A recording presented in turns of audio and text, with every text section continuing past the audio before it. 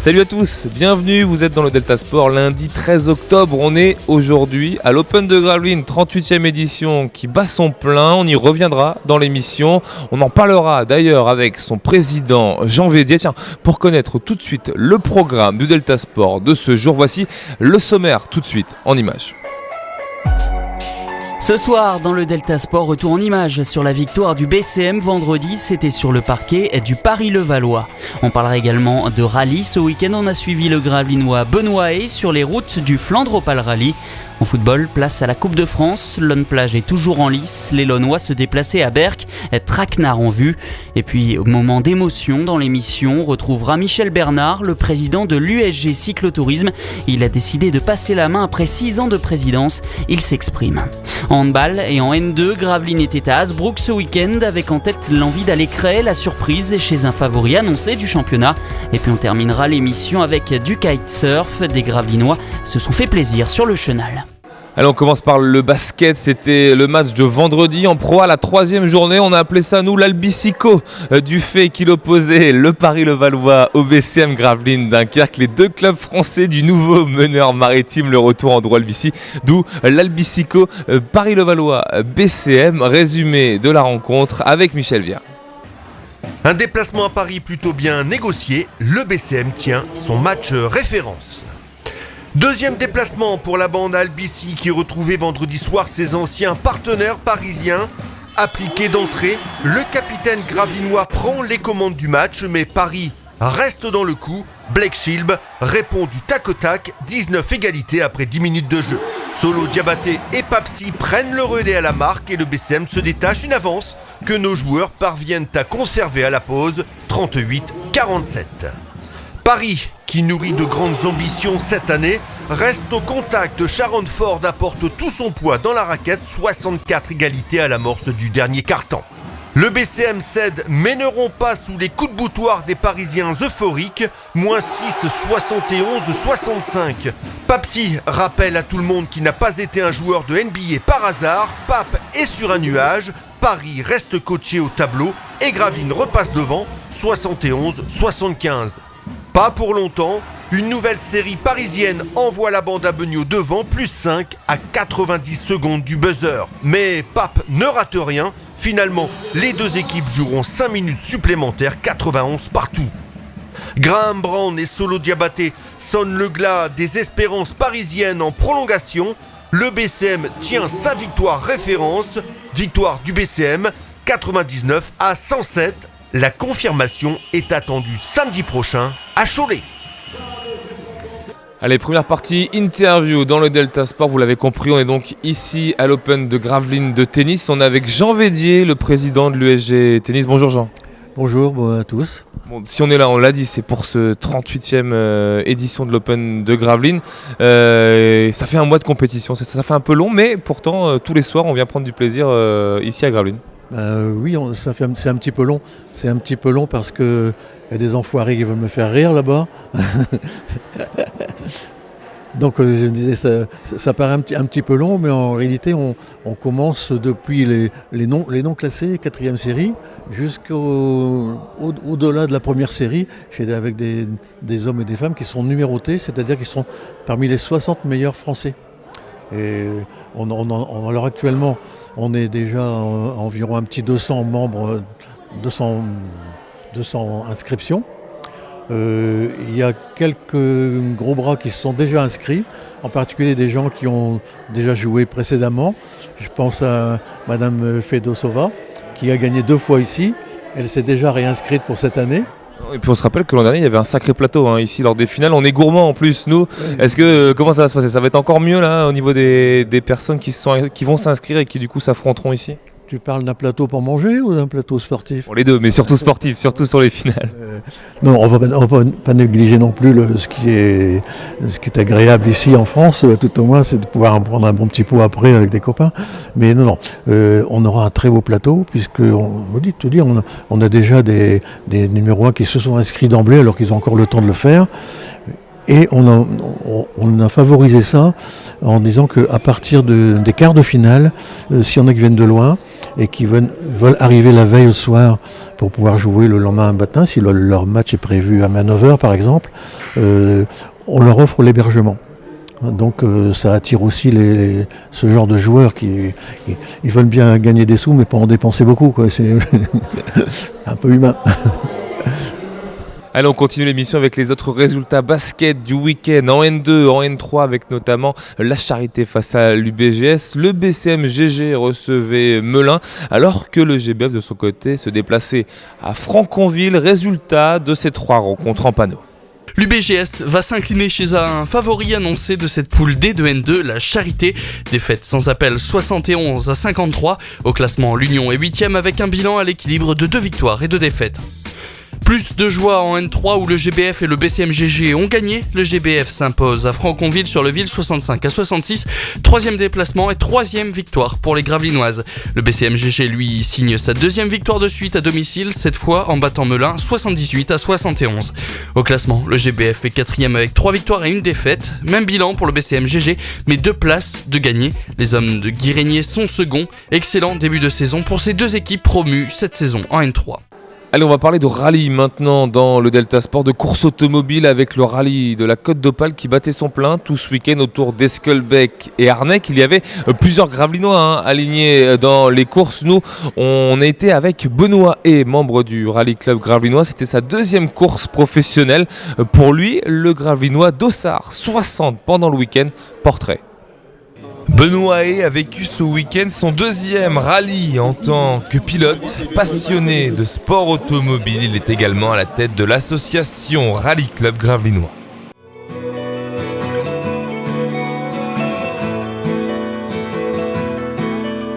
Et comme tout passionné, Benoît est ce genre de garçon à être tombé dedans quand il était petit. J'ai suivi les rallyes un peu grâce à mon paternel, à mon père qui m'a emmené déjà sur le secteur de Béthune, le rallye de Saint-Venant, le rallye de Béthune, tout ça. Donc j'ai connu ça vraiment depuis tout petit. Depuis, le Gravelinois n'a pas décroché et en octobre 2013, il a créé son association Rallye Club Gravelinois et a décidé de piloter après pas mal d'années passées sur l'autre siège, celui du copilote. Au volant de sa Peugeot 205, il sait qu'il ne vient pas pour la gagne, mais ses objectifs personnels de course sont tout aussi séduisants. L'adrénaline, déjà de une. Et puis à partir de là, c'est ça, c'est se faire plaisir et puis gagner, voir ce qu'on peut faire sur une spéciale qui fait 5 ou 6 km, ce qu'on peut faire sur 5 km, le temps qu'on peut réaliser sur 5-6 km. Ce week-end pour le Flandre Opale Rallye est sa 2e course en tant que pilote. Il est vite entré dans le vif du sujet sur des routes rendues très difficiles. La première spéciale, tout s'est très bien déroulé. Ça glisse beaucoup par contre, il y a beaucoup de sorties et tout. Et dans la 2, je tape dans une chicane. Un truc tout bête. Je pense que la chicane, je la vois bien ouverte. Et puis tout compte fait, je rentre dedans en 3e. Que là, il aurait fallu rentrer en 2. Et je tape le coin d'un ballot de paille carré. Et bon, j'abîme, j'ai un peu de carrosserie, quoi, c'est tout. Mais Benoît et son copilote Bruno ont trouvé ce qu'ils étaient venus chercher sur ce week-end de course. Vous prenez quand même du plaisir malgré ces 2 ? Ouais. On prend beaucoup de plaisir, ouais. On s'amuse bien, ouais. Je pense que Benoît s'amuse bien aussi, ouais. L'objectif est donc atteint, la voiture est rentrée à bon port avec quelques petits bobos sur la carrosserie. Benoît, lui, pense déjà à l'avenir, enchaîner les rallyes, passer de 2 cette saison à 5 la saison prochaine. Et pourquoi pas réussir à créer une team Graveline. Et notre but aussi de l'asso, c'est d'amener d'autres équipages aussi. Il n'y a pas que moi, c'est d'amener d'autres équipages au niveau de l'association. Que ce soit un véhicule supplémentaire, un autre équipage supplémentaire. Notre but, c'est ça. Et après d'avoir une équipe gravelinoise. Et d'avoir un team, essayer de faire un team gravelinois ici sur le secteur. L'autre gravelinois en course, lui, pour la gagne, Sébastien Derat a dû malheureusement abandonner dès les premières spéciales de ce Flandre Opale Rallye. Allez, deuxième partie, interview dans le Delta Sport. On est toujours donc à l'USG Tennis, toujours avec Jean Védier, son président. Jean, peut-être ce qui a manqué l'an dernier lors des finales, c'est peut-être la présence d'un public. Il n'y avait peut-être pas assez de monde pour profiter là, du tableau que vous nous aviez offert. Depuis que je suis président, c'est-à-dire depuis 2007, j'ai remarqué que c'était un petit peu décevant. On fait tout ce qu'on peut pour avoir des choses bien, des sportifs de haut niveau, donc des matchs intéressants, une bonne ouverture, un bon accueil. C'est gratuit en plus. Donc il y a le moyen de voir des très très bons matchs. Alors nous on est très très contents d'en voir, mais on voudrait bien que la population sportive de Gravelines, et Dieu sait si elle est importante, pourrait venir nous voir. Vous l'avez compris, vous devez venir ici le week-end du 26 octobre. En plus, il y a des merguez, hein, genre c'est ça. Hein. Alors ce soir, le vendredi, c'est une tradition. Le vendredi soir, on fait une petite soirée comme ça. Donc aujourd'hui, c'est soirée merguez, saucisses, etc. Toujours précédé d'un punch en apéritif à partir de 19h. Profitez au moins de votre tournoi là en tout cas. Tout à fait. On va mettre le maximum pour que ce soit bien. Hommes et femmes, etc., au même niveau de prix, etc. Donc ça c'est bon aussi. Et puis voilà, on a faire quelque chose de très sportif et en même temps amical. Voilà. Merci Jean, en tout cas on se donne rendez-vous le 26 octobre, on l'a bien compris, pour les finales donc, du tournoi de l'Open de Gravelines. Merci Jean. En football, week-end de Coupe de France avec 2 matchs au programme. Chez les garçons, il y avait un Berck-Lone Plage, 5 divisions séparées les 2 équipes.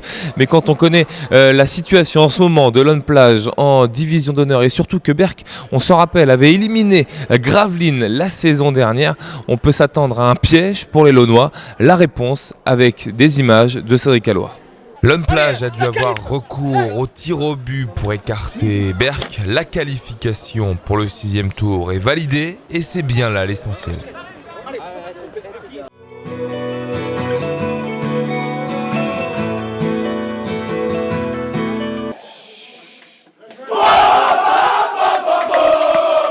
Les Launois peuvent faire la fête dans le vestiaire. Ils continuent leur aventure en Coupe de France. Suite à une victoire étriquée au bout des tirs au but et celui réussi par Anthony Le Prince, Jason Tiberghien avait fait l'arrêt qu'il fallait en début de séance. Et satisfait parce qu'on passe. On ne serait pas passé, j'aurais pas été satisfait. Mais aujourd'hui, il faut rendre hommage à Berck, qui est quand même une équipe de coupe, on le savait. Ils avaient éliminé Gravelines la saison dernière, et sur la liste au tour précédent. C'était un match pas forcément évident. C'est vrai que jouer des équipes inférieures, c'est jamais des matchs faciles. Bon voilà, la qualif est là, c'est le principal. Mais que cette qualification a été longue à se dessiner face à une équipe de promotion de ligue et 4 divisions d'écart.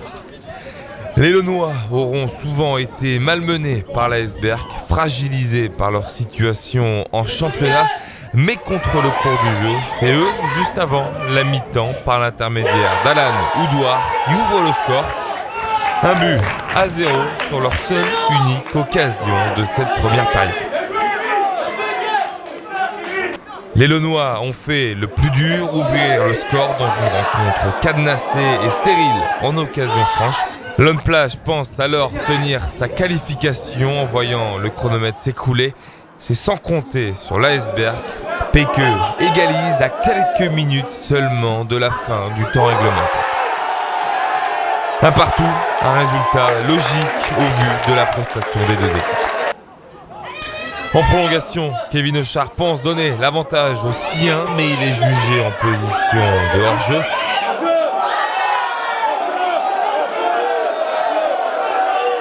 Quelques minutes plus tard, sa tête acrobatique passe à côté.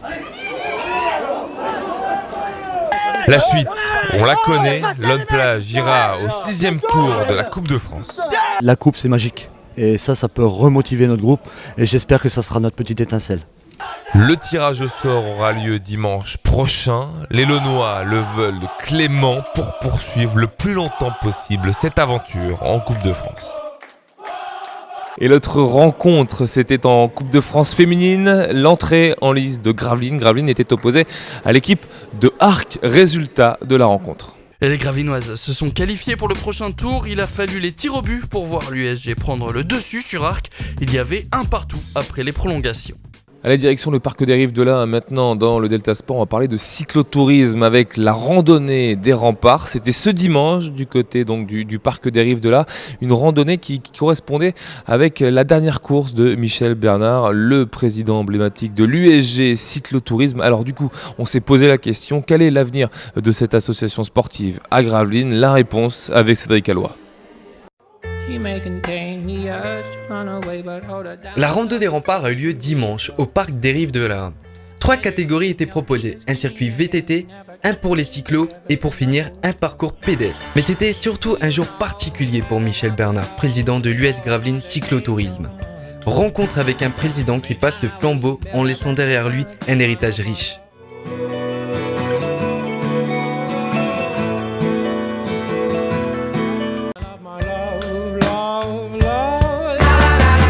Au niveau du parcours, je pense que là, les gens étaient hyper contents. Je veux dire que ce soit au niveau du VTT, au niveau des routiers, ou que ce soit au niveau des pédestres, puisque c'était une première pour nous sur ce parcours pédestre. Ce qu'on a essayé de faire, c'est justement d'amener même les familles, les enfants, donc là, en les dirigeant, en essayant de les orienter vers un peu de technique quand même au niveau des enfants, dès le départ du parcours pour justement éviter les fatigues. On est à pratiquement 60 marcheurs. Une centaine de routiers et pratiquement 200 VTTistes.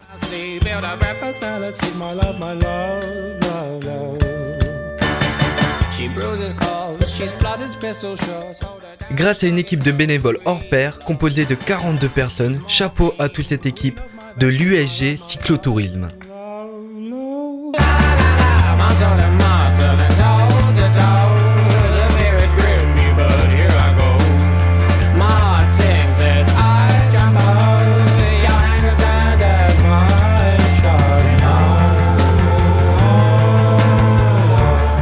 Niveau anecdote, Michel en a plein le sac. Dans le monde associatif depuis 1981, il a créé l'association Cyclotourisme en 1984 à la demande d'Albert d'Anvers. Michel décroche avec cette nouvelle édition des randos remparts pour cause des petits soucis de santé qui lui ont bien fait réfléchir. Là encore ce matin à 5h j'étais reparti pour flécher. Bon, hier on a fini assez tard. C'est vrai que ça va me manquer. Mais bon, il y a des copains. Donc dans le vélo j'y serai encore. J'irai faire encore quelques randonnées. Mais c'est vrai que ça sera différent. Ça sera différent. Un de mes meilleurs moments avec la trans-régionale, puisque là on a traversé la région Nord-Pas-de-Calais en partant de Fourmies avec 150 enfants.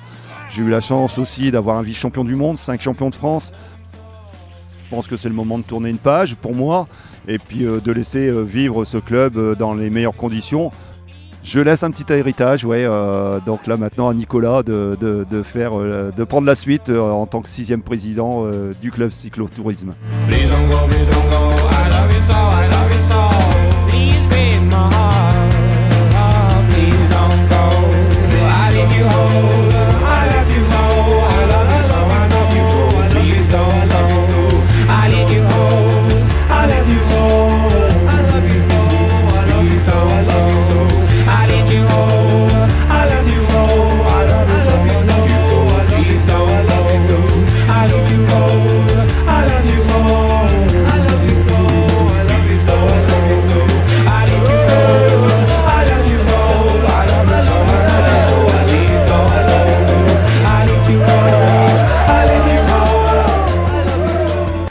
Allez, direction Hasbrook maintenant dans le Delta Sport, on va parler de handball parce que ce week-end l'US Gravelines pouvait pourquoi pas créer une énorme surprise en National 2.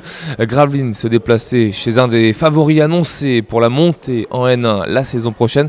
La surprise a-t-elle eu lieu? La réponse avec Michel Vière sur des images de Bernard Duda. L'USG a touché l'exploit du bout des doigts, un match qui laissera des regrets.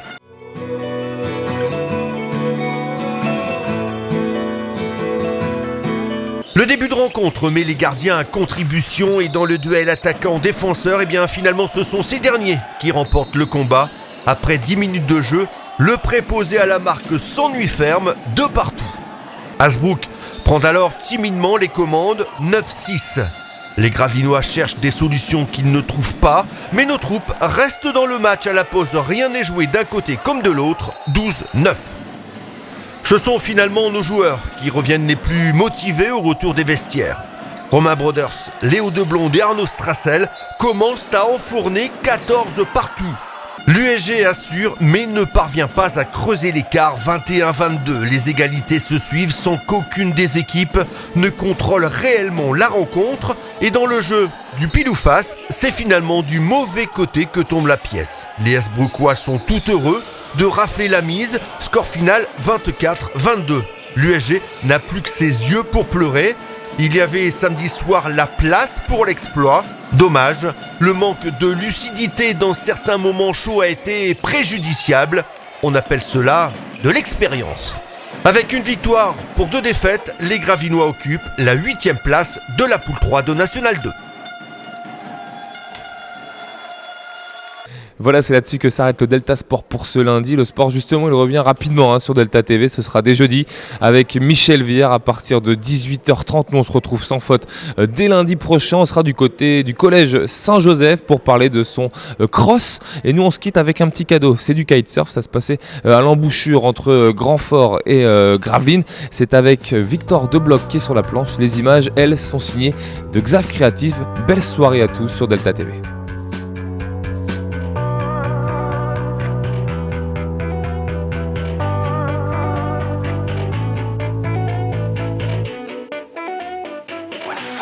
The sun is gone, and the gloom of night rolls over them. The beast lowered head, laying your one white horn to earth.